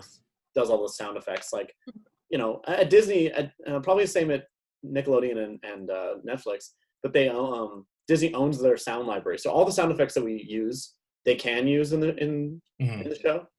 So sometimes the post sound house will look at what we did and keep a lot of what we did. But the music they're gonna take out. They're gonna make all new. I'll specifically have a board artist say or the director, like, we boarded this specifically to have something like Indiana Jones music. So we'll just put the Indiana Jones music in there temporarily. And then when it's time to compose the actual music, the composer will create something that's like, you know, the same style or give off the same mood as what we used. Yeah. From Nicholas, I'm an associate degree graduate and I'm trying to find a job in animation in game art. Can I try to apply an internship or a full-time job? I've never worked in video games. I'm assuming it depends on the studio you would like to work for, if you would rather start off as an internship or get an actual position. But that might be, sometimes we get questions where maybe the chat can help us, because I just don't have experience working in video games. If it's anything like animation, I would just go ahead and apply for jobs. Yeah. I'd apply for both, you know. I feel like most people are ready for jobs, you know, once you have a degree, and you know, once like I said, I'm not really sure about gaming, but I would apply for both. I hear LinkedIn is being used a lot again. Oh, okay. So like, I mean, that's worth a try. Like looking up like LA-based video game companies, like Blizzard's in town, Riot Games, probably a million others. Those are big. Yeah, those are the two really big ones. So Activision is here. Oh yeah. Yeah, so there's probably there's a bunch. I know there's like a studio called Santa Monica Studios, which I don't know if that means they're in Santa Monica or they just like that name. They're in Ohio. Yeah.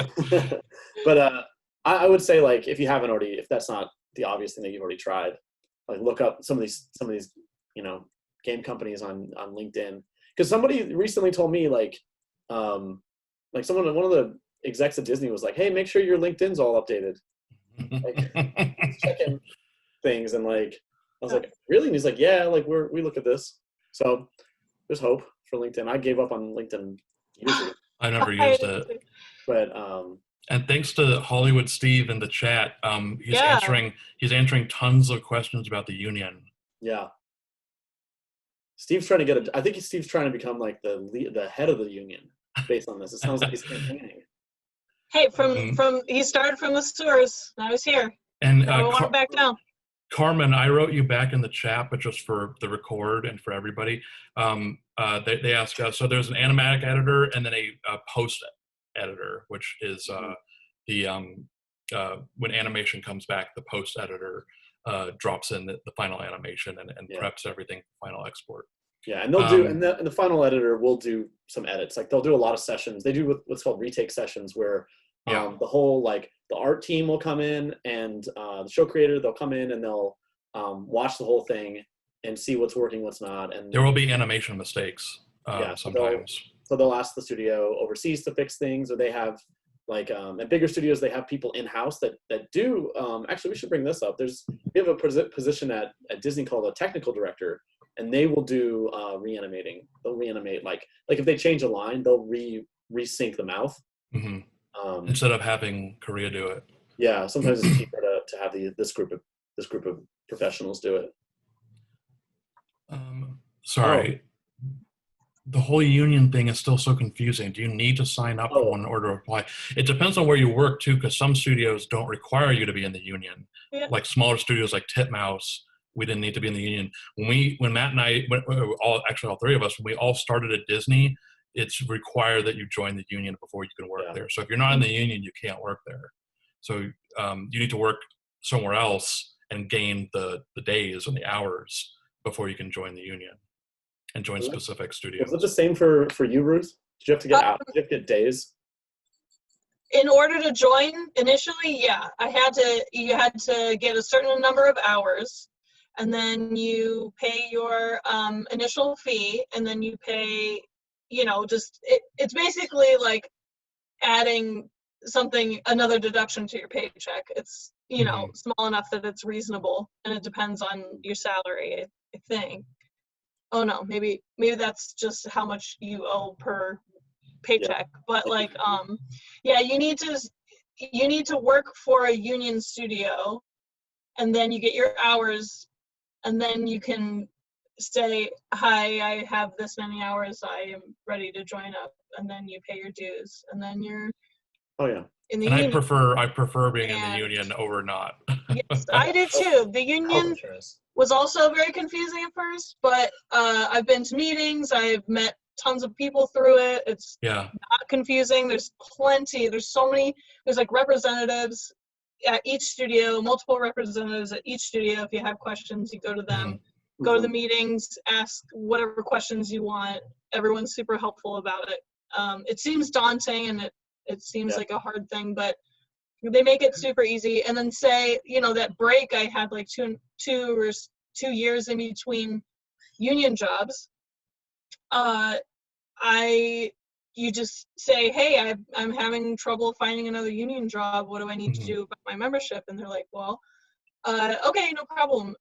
You honorably discharge, so you're not required to pay your dues, and then just let us know when you get another one. And then depending on how much time passes in between, that depends on how many hours you need to get again to rejoin, and you pay a really small fee. Like, say you already paid your initial dues.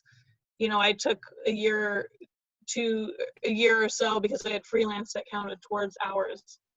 Then I only needed 300 hours, and it was only a small fee in between jobs. So they make it really easy when you're coming in and out of work, because they've thought about everything. Like, that happens to people sometimes. We might have to do a lightning round, because I don't want to miss anyone's questions, and we have 20 minutes left, so we have to pick up the pace a little. Sorry. From Jack, what are some good ways to protect against carpal tunnel? Working with a computer in your hands all day, I can imagine the worry is real. I've never had to deal with it. Have you? I've had it. Go for it, Ruth. I've had it. You stretch your hands, do wrist stretching. You get a stress ball, and kind of like just squeeze. You take constant breaks. You do a lot of exercises for the muscles around your hands and your wrists and your fingers, and that has helped a lot. Like for me, I work out, and I do aerial and pulls. So you're just holding yourself up, so it works out that part of my body anyway, so I don't have to worry about it. But when I didn't, I had one of those squeezy things, I had stress balls, and I just stretched and massaged my wrists and hands. It's just, you have to be really mindful to take breaks, because it's painful, and it doesn't go away if you don't take breaks. It's tough when you have deadlines or a Yeah, lot of it work, is. but But you have to do gotta it. put your health over that. Yeah, So always. squeezing balls is what you suggest. Squeezing balls. Seriously, squeeze them. Get your ball. Squeeze your ball. Okay. I'll get Just some. one. Just one, not both. Oh, just one. Okay. Or What interchange. if both your hands? What if you have both your hands are getting carpal tunnel? Well, Then then you need what? two balls. From Maria, are there any chances, this is a good question, is there any chances of working as a 2D animator in the US, or most of it's done overseas? Most of it is done overseas. Don't take a different path though. Most animation is done overseas except at small studios like Titmouse, Shadow Machine, I think does some Shadow of their own Machine. animation. The smaller studios, 6-point harness. 6-point harness. So They small have. studios do in-house animation. The bigger studios, not so much. It's mostly like Disney, Nick, Cartoon Network. It's mostly Korea or Canada. But don't. It's a main reason why one of my lead animators on Ollie and Scoops has not moved to LA is because he's a full 2D animator, but there's not really animation positions at big studios in Los Angeles, so he's just kind of stayed put. But if you want to be an in-house animator, there's totally studios here that do it. They're just not the biggies. Yeah. And there's positions like, I mean, the only ones I know about other than the small studios is like stuff like the technical directors. You can get in, I bet Cartoon Network and Nickelodeon and Netflix have them. Mm-hmm. But it's not full. You're not going to be doing full 2D animation. Yeah. There's commercial art houses too. Mm-hmm. Yeah. There's lots of animation done, just not like, at the big studios like you would think. Yeah. But, don't change careers just because of that. I think there's still enough places you can find in-house work. I don't know if Bento Box might do some. It's a good Brooke Heasling question. Oh, that's true. Yeah. It is. From Nicholas. Wait, we already answered that.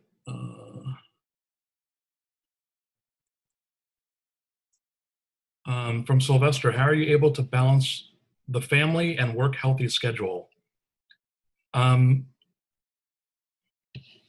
guess it's something you kind of learn on the job. How do you balance your work life and your family, health, social life? Yeah. It's sort of something you just learn on the job, and you learn what works for you and what doesn't. Everyone's lives are different.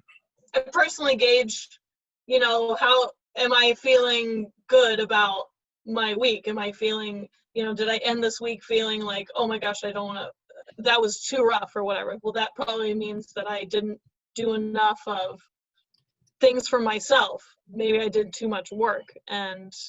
But when it's a busy week, it's a busy week. So, just breaks, daytime breaks, the job is going to get done. No one has to change your desk for good reason, because it's not healthy, but just constantly reminding yourself that it's not the most important thing. If I'm miserable at the end of the week, then I really need to change something about my daily. And the other thing is like going back to like what we said, when life kind of goes back to normal, where we can go back outside of quarantine, having things to look forward to is great, because there is an ebb and flow with everything. Like for Animatics, a lot of times, they'll have the whole schedule, so you can see when things are due. So like I'll know what weeks are going to be kind of rough, like build weeks, for the first pass. So I'll know that those 2 weeks, like I can't really, like I can do things out, I can try to do things after work, but I might have to cancel them. But then knowing that, like, after those 2 weeks, I can schedule, like I can have people over, I can try to get everyone together to go somewhere. Having that is kind of nice, instead of just like, because it can get kind of gloomy if you just feel like all you do is work. You have to find a balance, but you can. I mean, the moment you're in it and you see your schedule, you can easily make a plan. But you have to. It's easy to put together. And real quick, there is no good time to ever take a vacation. So just take your vacation. We've always we've always been loving going to Germany and Oktoberfest. And you know, that's like at least a solid week. And I'm always like asking whoever I'm working for at the time, like, oh, when would be a good time in the schedule? And there's honestly never a good time in animation. So just take your vacation. It's not gonna matter. Yeah, the show will go on. Yeah. You know, if you're not, even if you're the showrunner, if you're not the showrunner, then it'll get done. Yeah, you know, for such a long time, I was just under the impression like, oh, don't take vacations because you're going to screw up the schedule or you're going to screw up the production. Oh yeah. Like, and that's another great thing is like our line producer, like I still do the same thing, where I'm like, oh, I don't want to screw everything up. And my line producer will always say, like, he'll say exactly that. He'll say, there's never, there's never a good time to take a vacation. He'll always say, just do it. Yeah. You'll figure it out. And just real quick, just because I saw from Eric, what would be an entry-level position to become an animatic editor? Either assistant editor, or you would just start off being an animatic editor. Yeah. I started off being an animatic editor. I never was an assistant. And yeah, like I've known people that are just constantly looking for assistant editing jobs, and that's fine. But I would say the best way to get into it, because I noticed somebody else, it went by real quick, but had asked like how to like hone your skills, something like that, about how do you get better or how do you level up in animatics. And really it's like the best, any way you can jump in, do it.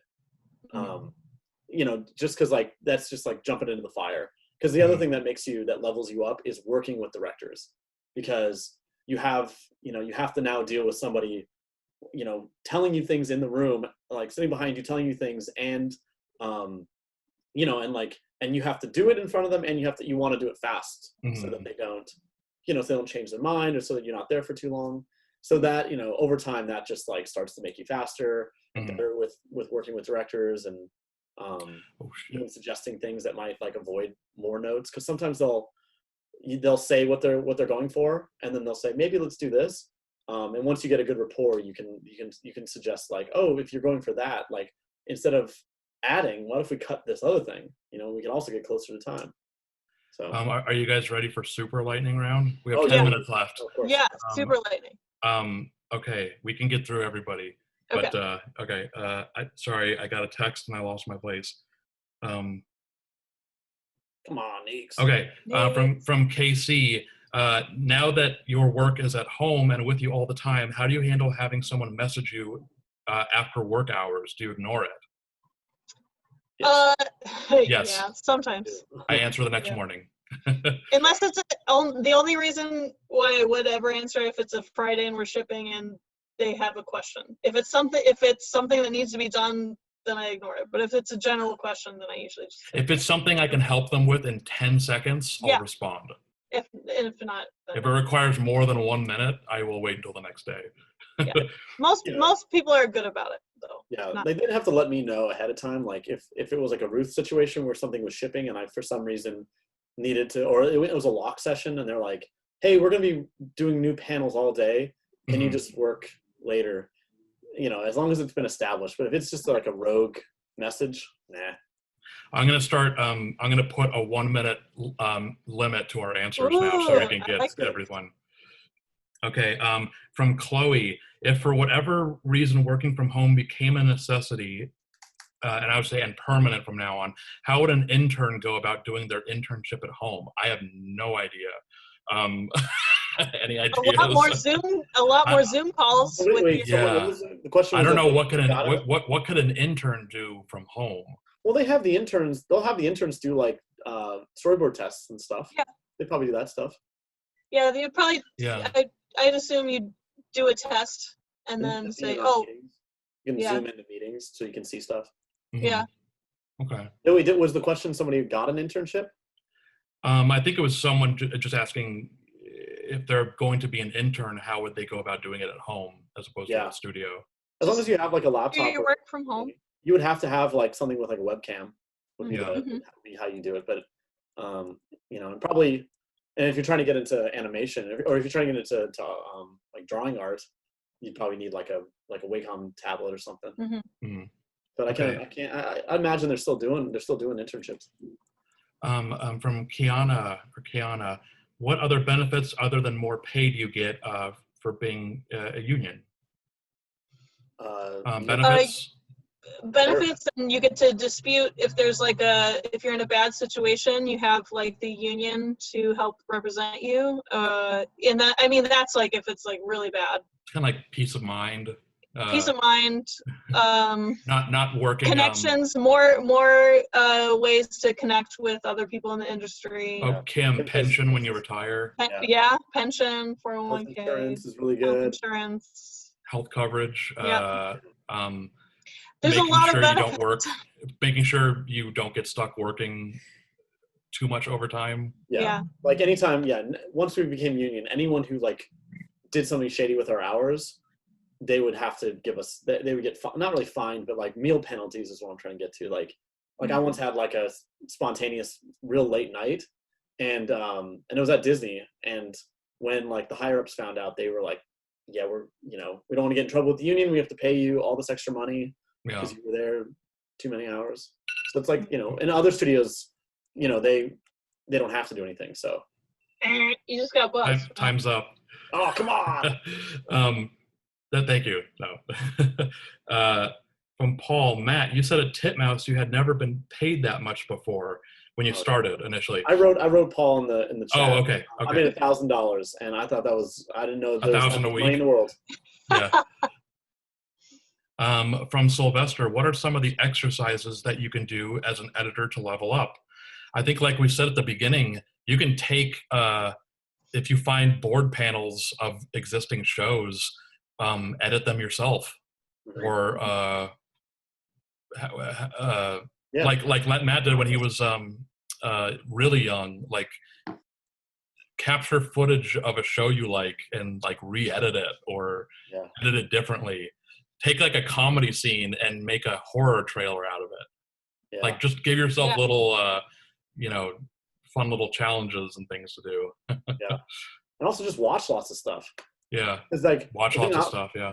The thing that like we always do is, we've both seen, most people have seen a lot of stuff, but it's nice to like have a lot of different kinds of like cartoon styles in your head. So as you're working, you can like, you can start like subconsciously just like coming up with what you kind of figure out what the board artist is going for based on like, oh, okay, I know you're kind of doing like a, I don't know, you can think of the movie reference, whatever it is. And so then you start to build it with that tone in mind. Yeah, totally. From Eric, was the 175 days required for the Editors Guild at a non-union studio? Yes. Yeah. Non-union hours or non-union days, sorry. Yes, 175 non-union days. So you almost kind of have to start at a non-union place unless your first job is just at a union place and they really, really want you. I think there's a way that you can, work there and accrue the days as you're working. Yeah, I'm not sure. Steve might know. Because I've known people who are not in a union yet, and they started a union studio. I think it's just if the showrunner really wants the person, like they're just super talented and But the big thing is just saving your pay stubs. Like if you are doing if like you're doing some freelance and you're hoping that like you get enough days, save everything that says your hours. Because even it just, and what is it, what's the first thing, what's not the registrar, what's it called, what's the first thing that you have to get your hours, you have to go to the they get you on that list. Oh, the what's the list called? Steve, help us. The roster. So when you're rostering, which is the first step, Steve, help me. you go and they're good about it. You basically just dump all these pay stubs and all this. I think it's just like an application on them, and then they'll call you if you missed anything. And even though I was at Nickelodeon for 2 years and I had plenty of days, I still messed it up. And they're nice about it. They just call you and I didn't have enough pay stubs, so I had to bring one more. It takes like 2 months of paperwork back and forth to join the union. It takes a little while. Do like an online safety class. That's different for union, but they pay you for it. Sorry. It's a little different. It's a little different for the artist union. Yeah. It's a little easier. From Sylvester, any advice for people who want to move out to California? What are the things we should keep in mind? Lessons you've learned you'd like to share? Takes a bunch of money. Save that money. Save up and just do it. And just do it. I put it off for so many years before I moved out, and I was just like, this year I'm tired of putting it off.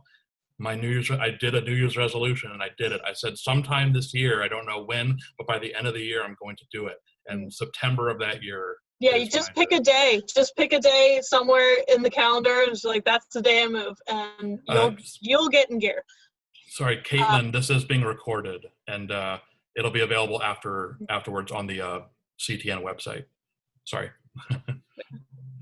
Yeah, it's a really, depending on where you move from, it's a totally different world. It takes a long time to get in rhythm with California. It's really exhausting at first. Yeah. But it's really fun. Midwest. I came from a very small town, and it's nothing like it was. It's exciting, it's great, but it was exhausting. Yeah. It takes a lot out of you. Definitely take visits out here before you move. Absolutely visit out here. Oh, yeah. Have roommates, meet people who also want to move here, or get in touch with people who already live here. And definitely for your first time out here, have 4 or 5 roommates so the rent is not that bad. And it worked for me. It worked for me. Yeah, I had 2 at one time, and that was too much for me. Yeah. Okay. I don't know. I'm saying the more roommates you have, the cheaper it is. Oh, yeah, you need them. You don't want them, but you need them. Yeah. Start off with roommates, and then once you are here for a while and you can get to a good spot, you can live on your own. Yeah. $1,500 for a 1-bedroom is a steal. It is. Unfortunately, yes. Yeah, if you go to certain areas have rent control, if you can get one of those spots, like the last place I lived before this was in Los Feliz for $1,200 a month. It's crazy. Pretty nice, but it was like it was a nice building, but it was very old. So everyone in there had been there for like 30 years. Yeah. I got kind of lucky. We did it. We're at the last question, I think. Oh, we do have one in the chat. Ruth, where in Ohio are you from? Oh, I didn't know that. All of from Akron. Akron, Ohio. Middle of nowhere. And this is just what I'm being texted. If I'm missing any questions in the chat, sorry. But this is a good last question for Matt and Ruth. Have either of you started your own show or project, or do you plan to do so in the future? Yes, all of it. All of it, yeah. Yes to all of it. I always have something going on. It's just, whenever I get time to work on it. My plan is to work for Ruth at her studio. Yeah, my plan is to work for Fred at his studio. Yeah, he's the boss. Ruth or Fred, whoever raises enough money first. That's definitely I actually missed doing this in the last episodes, but I want to remind myself to do it before we end. Before every episode ends now, I really want my guests to plug where you can find them and how you, the audience, can connect with them. Oh, so my website is ruthturnerdesign.com. I think there's an email link there. I'm on Instagram at RuthiePoo. That's ROOTHIEPO. And also on Twitter, I'm one of Nico's friends. I forget my handle on Twitter. It's like Ruthie T or something. Yeah, and you can find me on Instagram. Is probably a good way to get a hold of me. And my handle, you can search Matt Braily, or you can type your Brailsville, BRAILSVILLE. Or you can look me up on Facebook. I'm also on Facebook. I think I just put it in the chat. I think, is that the spelling? Yep, that's it. Okay. Yeah. So feel free to reach out. Ask questions. This is Matt Braley and Ruth Turner. Thank you guys so much. Yeah, thank you. That went by so fast. 2 hours goes by so quick. For everyone, our next episode in 2 weeks will be with Cheyenne Curtis and Ashlyn Anstey, and we'll be specifically talking about storyboarding and character design for animation. So any board artists or designers out there, you definitely want to check that one out in 2 weeks. Cool. But thank you all for coming out, and so sorry we rushed the last 10 questions or so there, but it was like, whoa, we have 15 minutes left. We just talk. We like talking a lot. We all live alone, so it's nice to I know. to some outlet. Yeah. All right, thank you everybody, and we'll see you in 2 weeks for the next thanks one. everybody. Thanks, guys. Take care.